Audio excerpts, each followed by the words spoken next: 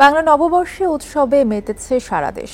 ঢাকা বিশ্ববিদ্যালয় এলাকা, ধানমন্ডির রবীন্দ্র সরোবর, হাতিরঝিল সহ বিভিন্ন স্থানে পরিবার স্বজন নিয়ে বেড়াতে বের হয় নগরবাসী। তারা আনন্দঘন পরিবেশে নব আনন্দে বরণ করে নেয় নতুন বছরকে। কল্যাণ ও নতুন জীবনের আহ্বান পহেলা বৈশাখে। অতীতের ভুল ত্রুটি ও ব্যর্থতার গ্লানি ভুলে নতুন করে সুখ শান্তি ও সমৃদ্ধি কামনায় উদযাপিত হয় বাঙালির প্রাণের উৎসব। সকালে মঙ্গল শোভাযাত্রায় অংশ নেওয়ার পাশাপাশি অনেকে বিকেলে ভিড় করেন ঢাকা বিশ্ববিদ্যালয়ের চারুকলা অনুষদে।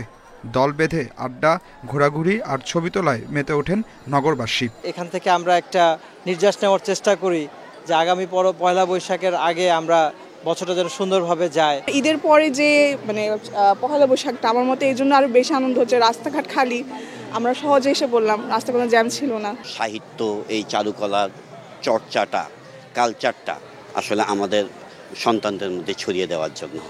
ভিড় ছিল আরেক বিনোদন কেন্দ্র ধানমন্ডির রবীন্দ্র সরোবরে। সন্ধ্যার পরই নিরাপত্তার স্বার্থে সবাইকে সেখান থেকে সরিয়ে দেয় আইন শৃঙ্খলা বাহিনী।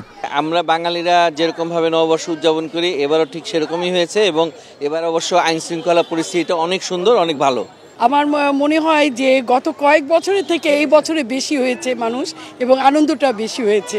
আমি তো ভাবছিলাম যে ঈদের সময় একটু ভিড় কম হবে, কিন্তু এখানে এসে দেখতেছি যে না, অ্যাজ ইউজুয়াল অনেক মানুষের ভিড়।